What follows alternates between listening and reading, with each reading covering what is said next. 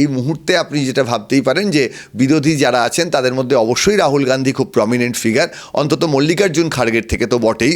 নরেন্দ্র মোদী বা মমতা বন্দ্যোপাধ্যায় রাজনীতিতে যতটা সময় দেন, যতটা তারা ফুল টাইম রাজনীতি করেন, আমার মনে হয় না যে কংগ্রেসের শীর্ষস্থানীয় নেতৃত্ব বা গান্ধী পরিবার ততটা সময় দিতে পারেন রাজনীতি। তার ভারতের রাজনীতি ভারতের সাধারণ মানুষই ঠিক করে দেবেন, রাজনৈতিক নেতা নেত্রীরা নন। নমস্কার, আপনারা দেখছেন হাও, আমি ঐশ্বর রয়েছে আপনাদের সঙ্গে। জাতীয় রাজনীতির চোখ ছিল ইন্ডিয়া জোটের চতুর্থ বৈঠকের দিকে এবং সেই বিষয় নিয়ে আমরা আলোচনা করতে চলে এসেছি। আমাদের সঙ্গে রয়েছেন রাজনৈতিক বিশ্লেষক শুভময় মৈত্র, তার সঙ্গে কথা বলবো। এই যে মমতা বন্দ্যোপাধ্যায় এবং কেজরিওয়াল প্রস্তাবিত প্রধানমন্ত্রী মুখ হিসেবে নাম হচ্ছে মল্লিকার্জুন খাড়গে, সেদিক দিয়ে কি মল্লিকার্জুন খাড়গের নাম প্রস্তাব করার পর থেকে কি কংগ্রেসের অস্বস্তি বেড়ে গেল কোথাও গিয়ে? দেখুন, এই যে আলোচনাগুলো হচ্ছে এখানে তো এই বিষয়টি অনেকটা প্রত্যেকেই চাইছেন যে তাদের নিজেদের মতন করে তাদের যে ছোট ছোট রাজনৈতিক দলগুলি তাদের কতটা করে স্বার্থ চরিতার্থ হয়। স্বার্থ চরিতার্থ হওয়া কোনো খারাপ বিষয় নয়। প্রত্যেকটি রাজনৈতিক দল চাইবেন তাদের দলের সেরাটুকু এই জোটের মধ্যে থেকে তুলে আনা, এবং তার সঙ্গে তাদের আরেকটি বিষয় হচ্ছে তারা বিজেপির বিরোধিতা করতে চান। এবার এটা করতে গিয়ে যেটা হবে, এই যে নিজেদের INDIA জোটের মধ্যে যে দ্বন্দ্ব, সেই দ্বন্দ্বের পরিস্থিতিটা যখন সৃষ্টি হবে তখন সেই জায়গায় দাঁড়িয়ে মূল যে মুশকিল, সেই মুশকিলটা হচ্ছে যে এই দ্বান্দ্বিক পরিস্থিতিতে তার ফলে বিজেপি কতটা সুবিধে পেয়ে যাচ্ছে, এইটা হচ্ছে সবচেয়ে গোলমেলে জায়গা। সুতরাং এই জায়গায় গিয়ে যখন আমরা দাঁড়াচ্ছি তখন বিভিন্ন রাজনৈতিক দল, হয়তো মমতা বন্দ্যোপাধ্যায় বা অরবিন্দ কেজরিওয়াল, তাদের যে দলগুলি তারা চাইছে তাদের দলের নেতা বা নেত্রীরাই দেশের প্রধানমন্ত্রী হন, কিন্তু সেটা তারা সরাসরি নিজেরা বলতে পারছেন না বা সে আলোচনার জায়গায় তারা নেই। কিন্তু এইটার মাধ্যমে পরিষ্কার যে তারা একটা বার্তা দিতে চাইছেন যে গান্ধী যে পরিবার, সেই পরিবারের যারা আছেন, সোনিয়া গান্ধী অবশ্যই এখন প্রধানমন্ত্রী হওয়ার জায়গায় নেই, কিন্তু রাহুল গান্ধী বা প্রিয়াঙ্কা গান্ধী, বিশেষ করে রাহুল গান্ধী ভারত জোড়ো যাত্রা বা এই ধরনের যে বিষয়গুলি করছেন, সেই জায়গায় দাঁড়িয়ে তাদের যে প্রধানমন্ত্রী হিসেবে এই দলগুলি চাইছে না, সেই বিষয়টি অনেকটা পরিষ্কার হচ্ছে। সেই জায়গায় দাঁড়িয়ে মল্লিকার্জুন খাড়গের নাম এসেছে এবং যুক্তি হিসেবে এসেছে তিনি কংগ্রেসের সভাপতি। এবার দ্বিতীয় যে বিষয়টি হলো, এর মধ্যে কিছু রাজ্য আছে যেখানে সত্যিই কংগ্রেস একা লড়াই করবে বিজেপির বিরুদ্ধে, সকলেই জানেন যে অন্য কেউ সেখানে নেই, যেমন মধ্যপ্রদেশ, ছত্তিশগড় বা রাজস্থান। আবার অন্যান্য কয়েকটি জায়গায় যেমন উত্তরপ্রদেশ, পশ্চিমবঙ্গ, পাঞ্জাব, দিল্লি, এই জায়গাগুলিতে বিভিন্ন রাজনৈতিক দল, আম আদমি পার্টি, সমাজবাদী পার্টি, তৃণমূল কংগ্রেস, তারা চাইবেন তাদের মতো করে বেশি আসন পেতে। এই যে দ্বান্দ্বিক বিষয়গুলি যেভাবে তৈরি হচ্ছে, সেই বিষয়টিও খুব পরিষ্কার নয়। ফলে এই মুহূর্তে কিন্তু জোটের যে গতকালের মিটিংটা হলো, তার থেকে যে খুব একটা হইচই করে একসঙ্গে সবাই লড়াই করবেন এই বিষয়টি পরিষ্কার নয়। মল্লিকার্জুন খাড়গে খুব পরিষ্কারভাবে তার বক্তব্য রেখেছেন যে দেখুন, না জিতলে তো প্রধানমন্ত্রী হওয়ার ব্যাপার নেই, আর অবশ্যই কংগ্রেসের নেতৃত্ব তো গান্ধী পরিবারের হাতেই। তারা কতটা খুশি মনে মল্লিকার্জুন খাড়গেকে প্রধানমন্ত্রী হতে দেবেন সেটাও দেখার বিষয়। এবার এই জায়গায় দাঁড়িয়ে সব মিলিয়ে কিন্তু বিজেপি এখনও কিছুটা নিশ্চিন্তে থাকতে পারে। তবে রাজনীতি সম্ভাবনার অঙ্কে চলে, আগামী দিনে এখনও 3-4 মাস বাকি আছে লোকসভা নির্বাচনের, সেইভাবেই হয়তো বিভিন্ন রকমের রাজনৈতিক ভাবনা বদল হবে, আমাদের নজর রাখতে হবে। লোকসভা নির্বাচন তো কার্যত দোরগোড়ায়, এবং সেই মতো অবস্থাতে এই প্রধানমন্ত্রীর মুখ হিসেবে একটা মুখ কি প্রয়োজন বলে মনে হয়? মানে মোদির বিরুদ্ধে কোনো মুখ কি দরকার বিরোধী জোটের মুখ হিসেবে বলে আপনার মনে হয়? দেখুন, মুখ থাকা এবং মুখ না থাকা এরকমভাবে বিভিন্ন রকমের নির্বাচন হয়। আপনার দুদিকের উদাহরণই আছে। রাজনীতি তো একেবারে অঙ্কের থিওরামের মতো নয়। ফলে এই যে দুদিকের যে বিষয়গুলি, সেই বিষয়গুলি দেখলে আপনি দেখবেন যে একটা মুখ থাকলে তার কিছু সুবিধে অসুবিধে আছে, মুখ না থাকলে তার কিছু সুবিধে অসুবিধে আছে। যেমন ধরুন, রাহুল গান্ধী যদি মুখ হন তাহলে অবশ্যই বিজেপি প্রচার করবে যে গত দুবারের নির্বাচনে তো তিনি নেতৃত্ব দিয়েও কংগ্রেস দল হেরে গেছে। আবার একই রকমভাবে যদি আপনি ভাবেন যে কোনো নেতৃত্ব ছাড়াই 2004-এর লোকসভা নির্বাচন, সেখানে বাজপেয়ী ছিলেন বিজেপির মুখ, কিন্তু অন্যদিকে তো বিরোধী পক্ষের কোনো মুখ ছিলেন না। তারপর সোনিয়া গান্ধী প্রধানমন্ত্রী হতে পারলেন না বা হতে চাইলেন না, তার জায়গায় মনমোহন সিং হলেন। কেউ কি ভেবেছিল যে মনমোহন সিং 10 বছর ভারতের প্রধানমন্ত্রী হিসেবে রাজত্ব করবেন? ফলে এই মুখ থাকা বা না থাকা, এর উভয়েরই পজিটিভ, ইতিবাচক এবং নেতিবাচক কিছু পয়েন্ট আছে। রাজনৈতিক দলগুলিকে সেগুলো নিয়েই চলতে হবে। এর মধ্যে থেকে কে বেশি মুখ হওয়ার মতো যোগ্য? দেখুন, আমি কাকে যোগ্য বলবো, এবং তিনি যদি ভারতের প্রধানমন্ত্রী হতেন তাহলে তো আমি আর এখানে বসে থাকতাম না। তবে হ্যাঁ, এই মুহূর্তে আপনি যেটা ভাবতেই পারেন যে বিরোধী যারা আছেন তাদের মধ্যে অবশ্যই রাহুল গান্ধী খুব প্রমিনেন্ট ফিগার, অন্তত মল্লিকার্জুন খাড়গের থেকে তো বটেই। একই রকমভাবে মমতা বন্দ্যোপাধ্যায় আছেন, অরবিন্দ কেজরিওয়াল আছেন, নীতিশ কুমার আছেন, যাদের দেশজ রাজনীতিতে খুব উৎসাহ ছিল ফলে, এবং প্রধানমন্ত্রী হওয়ার উৎসাহ এখনও আছে, তাদের দলগুলোও চায় যে তারা প্রধানমন্ত্রী হোক। ফলে আমি বলবো লিস্টটা খুব লম্বা নয় বিরোধীদের, কিন্তু লিস্টটা এমনই যেখানে 4-5 জন মানুষ থাকলেও তাদের মধ্যে একটা দ্বান্দ্বিক পরিস্থিতি আছে, যেটা এই জোটটিকে একসঙ্গে কাজ করার ক্ষেত্রে অসুবিধের সৃষ্টি করতে পারে। না, আপনি বলছেন দ্বান্দ্বিক পরিস্থিতি, এবং তারই সঙ্গে সঙ্গে এই যে বৈঠকটা দেখা গেল, সেই বৈঠকে কার্যত মমতা বন্দ্যোপাধ্যায় কোথাও গিয়ে খোলসা করেই বলে দিলেন যে এবারে সিট সমঝোতা নিয়ে কথা বলে ফেলতে হবে।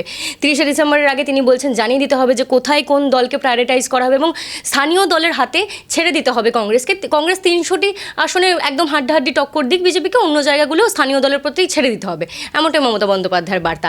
আপনি বললেন যে কোথাও গিয়ে প্রত্যেকটি রাজনৈতিক দল নিজেদের স্বার্থ খুঁজে নেবে এই জোটের মধ্যে থেকে।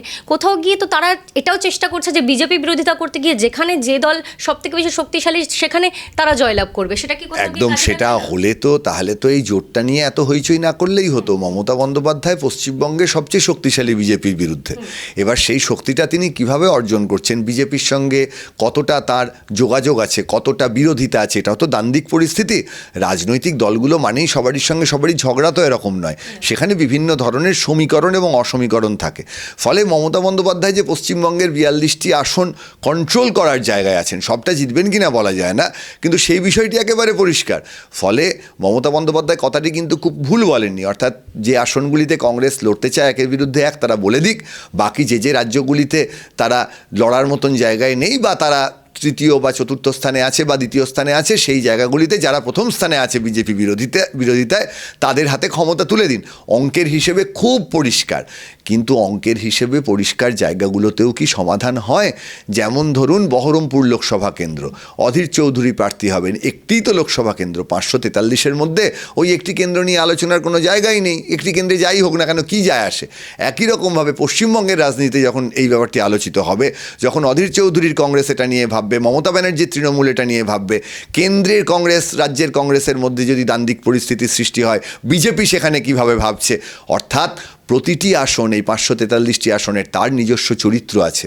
সেই চরিত্রের জায়গাগুলিতে কিন্তু এই যে সহজ অঙ্ক, তার থেকে অনেক জায়গায় বড় হয়ে যাবে রাজনীতির রসায়ন।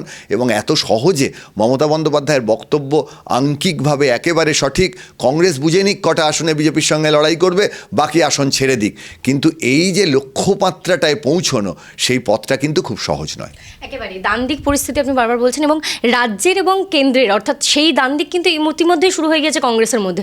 যখনই মমতা বন্দ্যোপাধ্যায় বলেছেন মাত্র 2টো সিট তিনি ছাড়বেন এবং তার পরিবর্তে মেঘালয়ে তিনি 1টি সিট পাবেন, এটার থেকে একদম স্পষ্ট যে কংগ্রেসের যারা এখানকার স্থানীয় নেতৃত্বরা রয়েছেন তারা কার্যত ক্ষুব্ধ, এবং তারা বলছেন তাহলে তো মিশিয়ে দেওয়াই উচিত তৃণমূলের সঙ্গে কংগ্রেসকে। হ্যাঁ, এই ধরনের বক্তব্য তো আসবেই। যেমন একই রকমভাবে আপনি ধরুন না, কেরলে সিপিআইএম এবং কংগ্রেসের মধ্যে তীব্র দ্বন্দ্ব, একেবারে মুখোমুখি লড়াই, পশ্চিমবঙ্গে তারা একসঙ্গে লড়াই করছে। সুতরাং এই যে ঘটনাগুলো দেখছেন, এই ঘটনাগুলো একটা রাজনীতির যে বিশ্লেষণ, রাজনীতির বিশ্লেষণটা তো তার মধ্যে যেমন কিছুটা ফলিত রাজনীতির ব্যাপার আছে, কিছুটা তাত্ত্বিক রাজনীতির ব্যাপার আছে, এবং এই বিশ্লেষণের জায়গাটি আপনাকে নৈর্ব্যক্তিকভাবে করতে হবে, অর্থাৎ অবজেক্টিভ ওয়েতে করতে হবে। এবার এই সাবজেক্টিভিটি থেকে অবজেক্টিভিটিতে পৌঁছনো, এইটা ভীষণ শক্ত। এবং আমাদের দেশের রাজনৈতিক দলগুলি এখন বিভিন্ন সার্ভে বা বিভিন্ন রকম ম্যাথামেটিক্যাল বা স্ট্যাটিস্টিক্যাল টেকনিক, কম্পিউটেশনাল টেকনিক, তার সাহায্য নিচ্ছেন। আপনারা সকলেই জানেন বিজেপি বা তৃণমূল তারা তো বিভিন্ন নির্বাচনে কংগ্রেসও নিয়েছিল। আমাদের দেশে খুব পপুলার হচ্ছে প্রশান্ত কিশোরের যে সংস্থাটি ছিল, এখন উনি হয়তো ডাইরেক্টলি কাজ করছেন না। ফলে এই যে দ্বান্দ্বিক পরিস্থিতিগুলোর যে কোয়ান্টিটেটিভ অ্যানালিসিস, সেই জায়গাগুলো কিন্তু সমস্ত রাজনৈতিক দল করছে। তাদের যে সামনে এগিয়ে যাওয়ার লড়াইতে যেমন তাদের রাজনৈতিক নীতিনৈতিকতার প্রশ্ন আছে, যেমন তাদের কর্মসূচি আছে, সেই রকমই অঙ্কগুলোও আছে।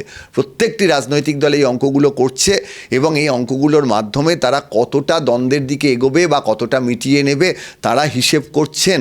আমরা সমাজ মাধ্যমে বা সংবাদ মাধ্যমে আলোচনা যেমন করছি, তারাও কিন্তু তারা সামনে হয়তো একটা স্লোগান দিচ্ছেন, কিন্তু পেছনে কিন্তু প্রত্যেকটি রাজনৈতিক দল তাদের ডিউ সিরিয়াসনেস নিয়ে তাদের মতো করে লড়াই করছেন। রাজনৈতিক নেতা নেত্রীদের আমরা সাধারণত সমালোচনা করি। কেন সমালোচনা করি? কারণ গণতান্ত্রিক প্রেক্ষিতে রাজনৈতিক নেতানেত্রী এবং বিশেষ করে যারা শাসক, অর্থাৎ কেন্দ্রে ধরুন নরেন্দ্র মোদী মহাশয়, রাজ্যে মমতা বন্দ্যোপাধ্যায়, তাদেরকে আমরা সমালোচনা করি কেন? এটা গণতন্ত্রের অংশ বলে। এই সমালোচনার মাধ্যমে আমরা প্রমাণ করতে পারি আমাদের দেশের গণতন্ত্রটা অটুট আছে। কিন্তু তারা এই সমালোচনার বাইরেও নিজেদের কাজ, তাদের দলের কাজ, দেশের কাজ কিছুটা হলেও করার চেষ্টা করেন এবং সেটা কিন্তু তারা চালিয়ে যাচ্ছেন। ফলে কংগ্রেসের এই যে 2টি আসন মমতা বন্দ্যোপাধ্যায় যখন বলছেন, এর পেছনে যেমন একটা সহজ অঙ্ক আছে যে অধীর চৌধুরীর যে আসনটি সেটি কংগ্রেসের জেতা সহজ, বা আরও 2-1টি আসন হয়তো যারা ভাবছেন একটু মালদা দক্ষিণ যে জায়গায় কংগ্রেস জিতবে। কিন্তু একই সঙ্গে এর পেছনে পরবর্তী আলোচনা, এর উত্তরে কংগ্রেস 4টি আসন চাইবে, এই আলোচনাগুলি কিন্তু রাজনৈতিক বিশ্লেষণ এবং তাদের বুদ্ধি দ্বারা নির্ধারিত হবে। তারা সেভাবে ভেবেই কাজ করছেন। এই যে একটা অসমন্বয় সৃষ্টি হলো এই শুরুতেই, এই কোথাও গিয়ে 5টা রাজ্যে কংগ্রেসের যে হার, তারপরেই কার্যত দেখা যাচ্ছে প্রত্যেকটি দল এখন কংগ্রেসকে কার্যত জোটের ভেতরেও কার্যত একটু কোণঠাসা করার চেষ্টা করছে। নেতৃত্ব দিতে কি কংগ্রেস নিজের অপারগতার কারণেই অপারগ হলো? দেখুন, 5 রাজ্যে তো কংগ্রেস হারেনি, 3টি রাজ্যে কংগ্রেস হেরেছে এবং গত নির্বাচনের তুলনায় কংগ্রেসের ভোট কোথাও সেভাবে কমেনি। এবং এই 3টি রাজ্যে এবং এই মোট 5 রাজ্য যোগ করে কংগ্রেসের মোট ভোট বিজেপির ভোটের থেকে বেশি। এগুলোও তো রাজনীতির যুক্তি আর কি, গণতান্ত্রিক যে পদ্ধতি তার যুক্তি। আসনের যে ভাগ সেই হিসেবে বিজেপি জয়ী হয়েছে। ফলে কংগ্রেস নিজেদেরকে কিভাবে প্রকাশ করবে? যেমন আমি তো ব্যক্তিগতভাবে মনেই করি যে নরেন্দ্র মোদী বা মমতা বন্দ্যোপাধ্যায় রাজনীতিতে যতটা সময় দেন, যতটা তারা ফুল টাইম রাজনীতি করেন, আমার মনে হয় না যে কংগ্রেসের শীর্ষস্থানীয় নেতৃত্ব বা গান্ধী পরিবার ততটা সময় দিতে পারেন রাজনীতি। তার তো অন্য কাজও থাকতে পারে। একটা মানুষকে তো রাজনীতি করতেই হবে, কেউ মাথার দিব্যি দেয়নি। তিনি চাইতেই পারেন যে তিনি গল্পের বই পড়বেন, তিনি চাইতেই পারেন যে তিনি বন্ধুর সঙ্গে গল্প করবেন। এবার তার যে জায়গাটা, সেই জায়গার থেকে কংগ্রেস কিভাবে ফুল টাইম রাজনীতি করবে কেন্দ্রে, এই জায়গাটি কিন্তু ভারতের মানুষের কাছে গুরুত্বপূর্ণ। অর্থাৎ বিজেপি বা তাদের সহযোগী, আমি রাজনৈতিক দল না হলেও যে সামাজিক প্রতিষ্ঠান হিসেবে আরএসএস, তারা যে পূর্ণ সময়ের রাজনীতির যে প্রেক্ষিতটা প্রকাশ করেছেন সারা ভারতে, বা পশ্চিমবঙ্গে তৃণমূল কংগ্রেস তাদের দলের বিভিন্ন দুর্নীতির অভিযোগ থাকা সত্ত্বেও তাদের যে নেতা কর্মীরা পূর্ণ সময়ের রাজনীতি করেন, কংগ্রেস নেতৃত্ব কতটা পূর্ণ সময়ের রাজনীতি করতে পারছেন সেই জিনিসটি তাদের খুব দ্রুততার সঙ্গে সামনের 1-2 মাসের মধ্যে প্রকাশ করতে হবে। রাহুল গান্ধী যে ভারত জোড়ো যাত্রা করে যে একটা বিপুল উদ্দীপনা সৃষ্টি করেছিলেন, যার তো ফল তারা পেয়েছেন, দক্ষিণে পেয়েছেন, কর্ণাটকে পেয়েছেন, তেলেঙ্গানায় পেয়েছেন, হিন্দি হার্টল্যান্ডে পাননি। এবং সেখানেও আপনি যদি লক্ষ্য করেন রাহুল গান্ধী যতগুলি সভা করেছেন তার থেকে নরেন্দ্র মোদী অনেক বেশি সভা করেছেন। ফলে এই স্ট্যাটিস্টিক্স, তাদের যে চেষ্টা, তার উপর নির্ভর করেই সব কিছু ঠিক হবে। তারা তাদের সিরিয়াসনেস ঠিক করবেন, তারা তাদের নেতা ঠিক করবেন। ফলে মমতা বন্দ্যোপাধ্যায় মল্লিকার্জুন খার্গে বলে যে রাজনৈতিক কৌশল দিয়েছেন, যাকে অনেকে মাস্টার স্ট্রোকও বলছেন, সেই জায়গাটির পর দেখা যাক কংগ্রেস কীভাবে রিয়াক্ট করে। রাজনীতি তো প্রতিনিয়ত একটা বিবর্তনের খেলা, তার মধ্যে দিয়ে যে ইন্টারাকশান হয়, এই ইন্টারাকশানগুলো তো সহজে বোঝা যায় না। সেই জন্যেই রাজনীতিতে যে সম্ভাবনার তত্ত্ব আমরা বারবার বলি, সেই কথাগুলো আসে। আপনি ভারত জোড়োর প্রভাবের কথা বললেন। ভারত জোড়ো আবার হবে, পূর্ব থেকে পশ্চিমে যে কর্মসূচির কথা নেওয়া হয়েছিল সেটা জানুয়ারি মাসে শুরু হবে বলে কংগ্রেস জানিয়ে দিয়েছে।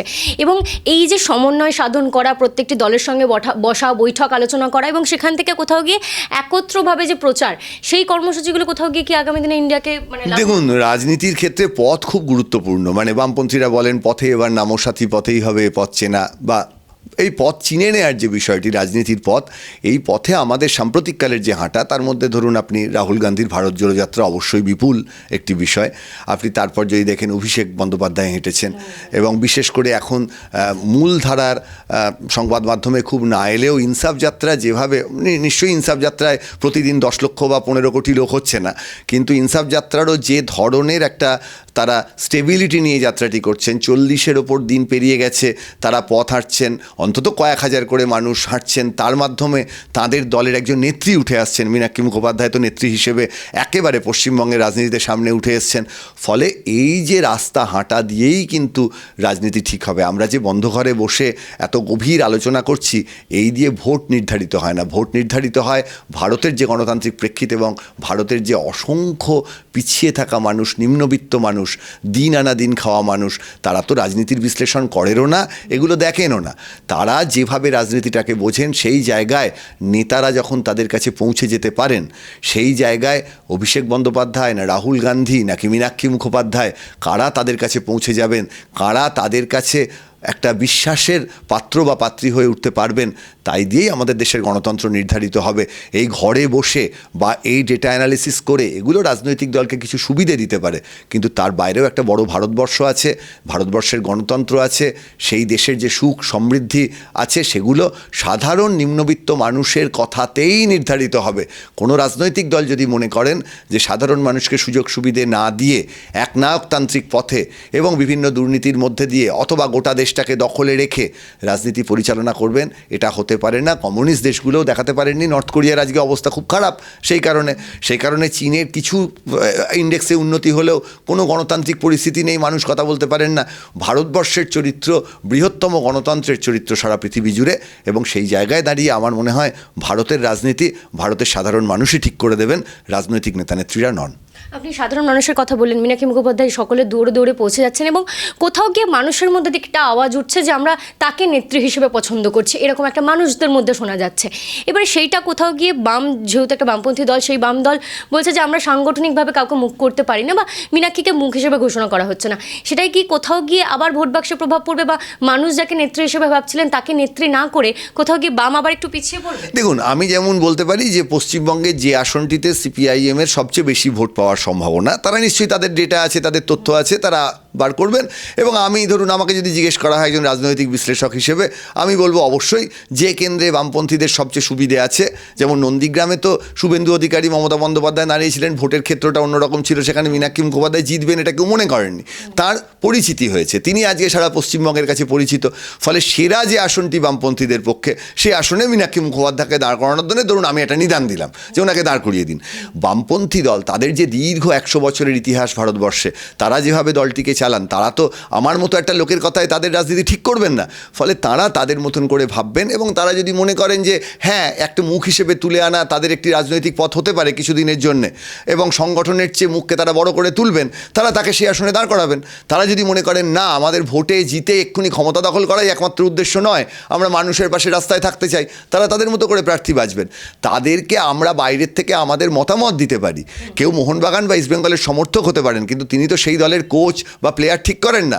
ফলে মানুষ যারা সমর্থক, তারা হয়তো চাইছেন মীনাক্ষী মুখোপাধ্যায়কে, কিন্তু মীনাক্ষী মুখোপাধ্যায় প্রার্থী হবেন কিনা, তিনি বামপন্থীদের মুখ হবেন কিনা, তিনি 2026-এ সিপিআইএম এর মুখ্যমন্ত্রীর মুখ হবেন কিনা, তিনি লোকসভা ভোটে এবার দাঁড়াবেন কিনা, এই বিষয়গুলির দায়িত্ব এবং সিদ্ধান্ত সম্পূর্ণভাবে বামপন্থী নেতৃত্বের, এবং তারা তাদের মতো করে সিদ্ধান্ত নেবেন। আমরা বড়জোর এই সব আলোচনায় টুকরো টুকরো এই কথাগুলোই বলতে পারি, তার বেশি কিছু বলার জায়গা নেই। রাজ্যের বুকে যে সমীকরণ, বাম কংগ্রেসের যে সমীকরণ ছিল, এবং তারপরে এই যে দীর্ঘ 13 বছর পরে কংগ্রেসের সঙ্গে তৃণমূলের যে সমীকরণ হতে চলেছে, কোথাও গিয়ে কি মনে হয় যে বাম এই জোটে থাকবে বা সমন্বয়ে থাকবে বলে? দেখুন, বামফ্রন্ট এবং তৃণমূল কংগ্রেস একই জোটে লড়াই করছে। আবার বলি, রাজনীতি সম্ভাবনার তত্ত্ব, সত্যিই তো একটা সময় ছিল যে কংগ্রেসের সঙ্গে বামেদের লড়াই হতো পশ্চিমবঙ্গে, কিন্তু সেই জায়গার থেকে আজকে যে বাম এবং কংগ্রেসরা একই জায়গায় এসছেন, এটা কিন্তু একটা দীর্ঘ প্রক্রিয়ার ফল। 2011 মমতা বন্দ্যোপাধ্যায় জিতলেন, সম্পূর্ণ কংগ্রেসটাকে ভেঙে দিলেন, সেখানকার সমস্ত লোকজন তার দলে জয়েন করলো। তখন কংগ্রেসের যে মানুষগুলি, দল মানে তো কোনো অ্যাবস্ট্র্যাক্ট এন্টিটি নয়, কোনো বিমূর্ত ব্যাপার নয়, মানুষ দিয়ে দল তৈরি হয়। তখন কংগ্রেসের যারা নেতা বা কর্মী, তারা ভাবলেন যে তাহলে বামপন্থীদের সঙ্গে যাওয়া যাক। এটা একটা প্রসেসের মধ্যে।